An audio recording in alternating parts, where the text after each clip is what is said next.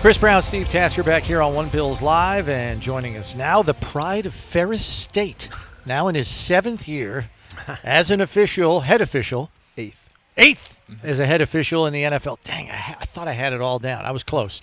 It's Shawn Smith joining us as his crew is visiting Bills training camp, as crews are all around the league to do their preseason work and get ready for the upcoming regular season. Thanks for joining us, first and foremost. Yeah, thanks for having me. I want to start right off the rip here with the all-important, and you guys get handed these every year by the league, the points of emphasis. What is at the top of that priority list this year? Yeah, like I was saying earlier, it really hasn't changed year over year. I mean, we really want to, stay on top of the personal fouls, the the unsportsmanlike things. Those are the things that non-football type of things that they want to get out of football. So we want to clarify that. We want to make sure we protect the quarterbacks at all instances and things like that. So over the last few years, it's been pretty consistent from a points of clarification standpoint. So not a whole lot new for 2025 season. I know taunting and the gesturing. There was a sharp spike in that last year, and they want to tamp that down, right? So you guys are going to kind of be on top of keeping a watchful eye on that? Yeah, like I said, the unsportsman, non-football type things, those were the things that we kind of focused on last year. But there was no new things, I would say, that were added to that. It's just, making sure that we stay on top of those things. Year over year, how much change crew to crew is there? I know that when you get to the playoffs, we always hear about, well, it's because they reward guys with playoff games and Super Bowls, but they always say, well, it's not a real crew that hasn't worked. Like, he worked with him, and that guy was on this guy's crew, and that guy was. How much of that is there? Yeah, so year over year, it varies. It depends on retirees, things of that nature. We had one change this year.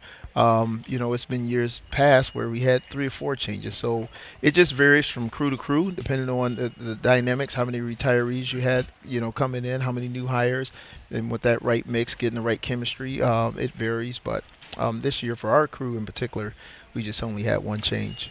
I know that there's going to be some extra video assistance for you guys in the form of boundary line cams this year. All 30 stadiums installing 12 fixed cameras that are going to be positioned to shoot along the sidelines, the goal lines, and the back of the end zones for you guys to utilize, I'm assuming, when you're under the hood more than anywhere else. And I guess it would replay assist for you.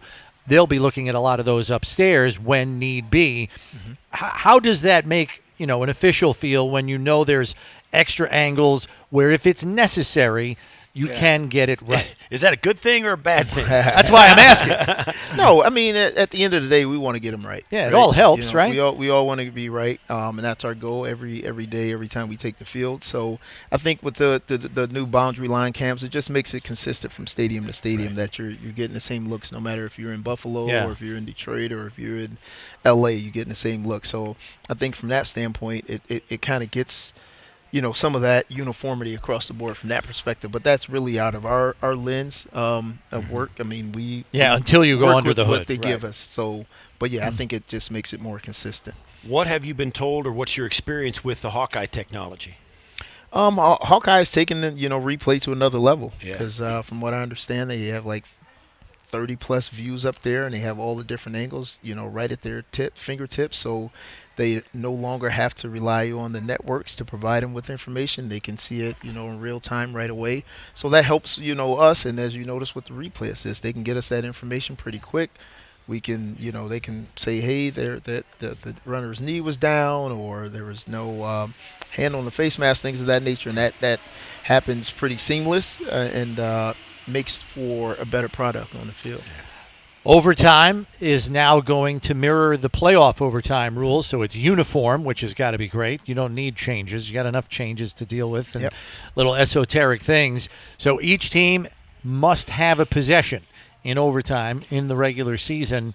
I got to imagine that feels pretty good to just have uniformity, Yeah. From regular season to postseason. Yeah, I'll just add two things to that. I mean, so the difference from the playoffs is we're going to still have the 10-minute overtime period. So each Right. team will have the opportunity to possess the ball. So you could have a team. That's a good point. Right. Could run the ball all the way out. They could run it all the way out, or a team could intercept the ball and then lose it back, and the team has it, and that was their opportunity to possess it.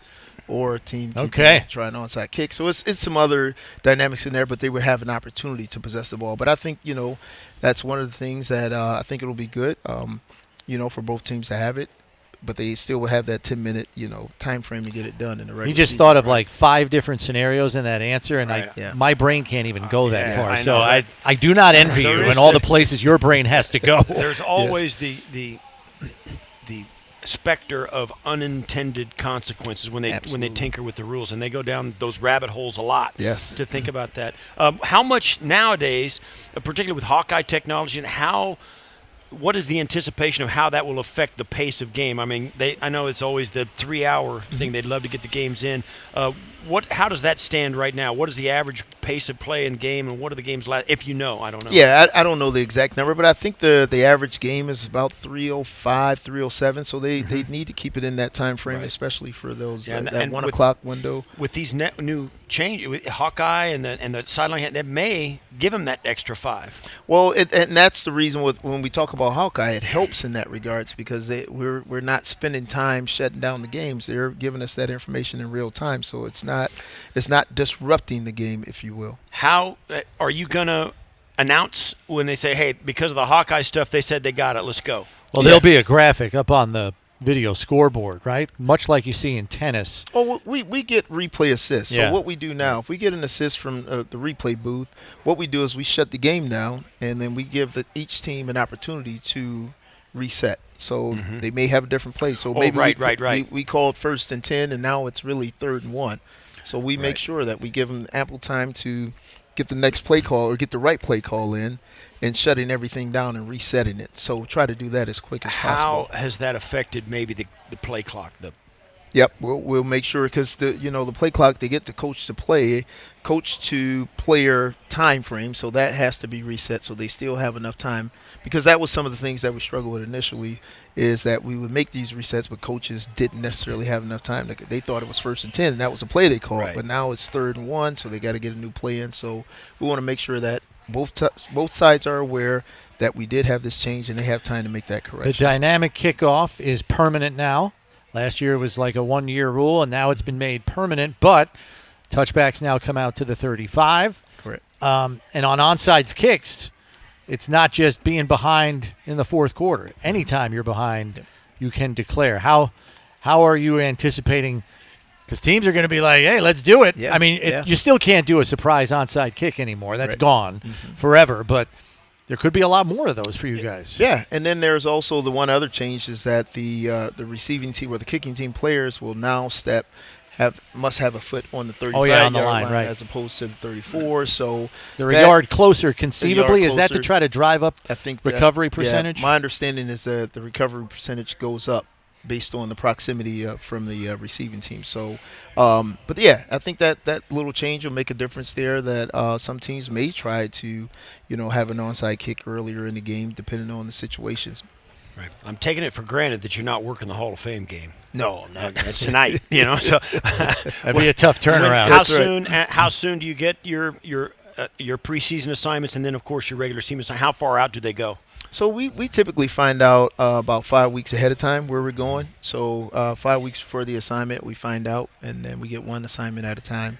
So by the time we have one assignment, we should know our next 4. Right. And it looks like, as far as replay review is concerned, that's expanded a little bit in terms of certain plays that they can assist you guys on. Obviously, you guys want to get it right in real time. Yeah. But I'm curious, how do you guys feel about that? There is, I guess, does it act like a security blanket for you guys? Does it feel that way, or we try not to treat it that way because when we step on the field, we aim to get every call correct, right? We want to make sure that everything that we do is correct. We want to work that perfect game. That's our goal every time we step on the field. But that doesn't happen. So But in those situations where we may have made a mistake, and especially now with some of the replay assists when it relates to a face mask, if it wasn't a face mask, or it wasn't a tripping call, or it wasn't a hit to a head of the receiver. Roughing the passer. We much rather get that right as Right. opposed to be wrong, because those are significant penalties in the game. And if thinking back, has it taken the whistle out of your mouth, thinking, well, if I call it, it'll get correct? Do you call more? Are you more aggressive? Well, yeah, because replay assist you- can't make a call. They can't They can conjure pick up up a flag. call, Yeah. but they can certainly correct a call that you might make thinking it was one, or seeing that it was one, and then having it be reversed. How does your mindset handle that dynamic? No, great question. I think from an officiating standpoint, we don't change the way we officiate, even though we know that replay is there to get it right. We still have to call the game as we've been trained to call it, but we don't necessarily say, all right, well, I'll take more chances here because I know if I'm wrong, then because we're evaluated and graded on every play. So you want to make sure that you're accurate, because at the end of the day, we're all competing. We all want to make sure that we're doing the best job that we can do. So we don't, aim recklessly out there to. And I know on Sunday when, there might be some boo birds out there, just know that there are people that do remember that you guys are human. Yeah. And it's hard to be perfect. I'm not one of them. especially I don't have especially to be at one the of speed at which this game moves. It's hard to be perfect. Absolutely. I don't happen to be one of those people, No. but still, nevertheless, we appreciate you. Thanks for the time. We appreciate it. great. Thanks, Good Shawn. luck Good having a luck. successful season with And your crew. Stay in one piece. Don't get rolled over. Oh, Yeah, get out of the way. Yeah. All the best to you guys. I Yeah. really appreciate it.